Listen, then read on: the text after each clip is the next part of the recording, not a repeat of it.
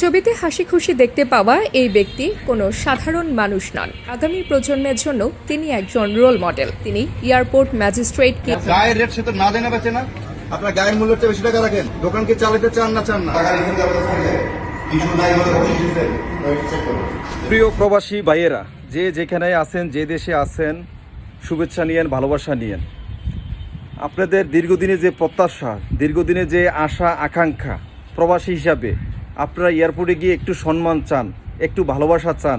আপনাদের সঠিকভাবে কি এয়ারপোর্ট পার হইতে পারেন কোনো ঝামেলা ছাড়া, এবং এয়ারপোর্ট কর্মকর্তা কর্মচারী প্রবাসীদের সাথে যেন একটু সৌজন্যমূলক, একটু ভালো আচরণ করে, এই প্রত্যাশাটাই কিন্তু দীর্ঘদিনের আমার প্রিয় প্রবাসী ভাই বোনদের।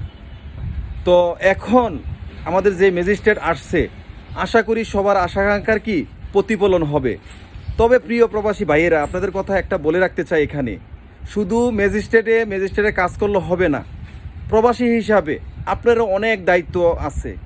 আমি অনেক সময় যখন বাইরে থেকে আসতাম, আমি তো সৌদি আরব প্রবাসী ছিলাম, তো এয়ারপোর্টে আসতাম, আমি দেখতাম যে আমাদেরও কিছু ভুল ত্রুটি আছে, অবশ্যই আছে। এটা অনেকেই খেয়াল করবেন যারা নিয়মিত আসেন যান। এয়ারপোর্টে বিমানটা ল্যান্ড হওয়ার আগে আমাদের কিছু কতিপয় কিছু আছে, প্রবাসী আছে, আপনার কি করে উপর থেকে লাগেজটা টান্দা নামা ফেলায়, চাক্কা কিন্তু মাটিতে লাগে নাই, ল্যান্ড করে নাই। এগুলা কি আমাদের ভুল না? খালি আপনি এয়ারপোর্টের কর্মকর্তা কর্মচারীদের ভুল ধরবেন, আপনি দেশের প্রশাসন ভালো না, বাংলাদেশের আইন নাই, এগুলো বললে তো হবে না। আপনি ঠিক আছেন, আমি ঠিক আছি, কেউ ঠিক নেই। এরপরে এয়ারপোর্টে আপনি যখন আসেন, ইমিগ্রেশনে আসলে আপনি সুষ্ঠুভাবে সুন্দরভাবে লাইনে দাঁড়ান, শৃঙ্খলভাবে দাঁড়ান। কি উড়াউড়ি ফাড়াফাড়ি, কে কার আগে যাবে? আরে ভাই, বাড়িতে তো যাবেন, হয়তো কেউ রাস্তা 1 ঘন্টা পরে, কেউ রাস্তা 1 ঘন্টা আগে, তাই তো?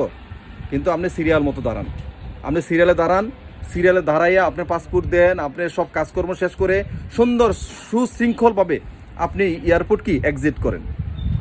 শুধু এটা বললে হবে না, আমরা দেশে গেলে আমাদের প্রাপ্য সম্মান দেয় না, আমরা সম্মান পাই না, ওইগুলো বললে হবে না ভাইয়া। নিজেদেরও অনেক দায়িত্ব আছে, ঠিক আছে? আমরা আমাদের দায়িত্ব পালন করি। আর বাকিরা, এখন আমাদের যে প্রিয় ম্যাজিস্ট্রেট নওশাদ ভাই চলে আসছে, উনি ইনশাল্লাহ দেখেন কিভাবে চেক করতেছে। যারা ওইখানে ক্লিনার লোক আছে, বকশিস বন্ধ, পকেটে 100 টাকার বেশি রাখা যাবে না। এরপরে আপনার যে টাকা দিয়ে আমরা যে টয়লেট ব্যবহার করি, অতিরিক্ত টাকা নেওয়া যাবে না, এটার পরিবেশ ভালো হইতে হইব, সব কিছু উনি দেখভাল করতেছে। বাট আমাদেরও কিছু দায়িত্ব আছে, এই দায়িত্বগুলো আমরা কি সঠিকভাবে পালন করি, তাহলে কি এয়ারপোর্টের পরিবেশ সুন্দর হবে, আমরা প্রপার সার্ভিস পাবো ইনশাআল্লাহ। ঠিক আছে, আমাদের এই দেশ একদিন ইনশাআল্লাহ কি হবে, পরিপূর্ণ হবে, এবং কি সুশৃঙ্খল দেশ।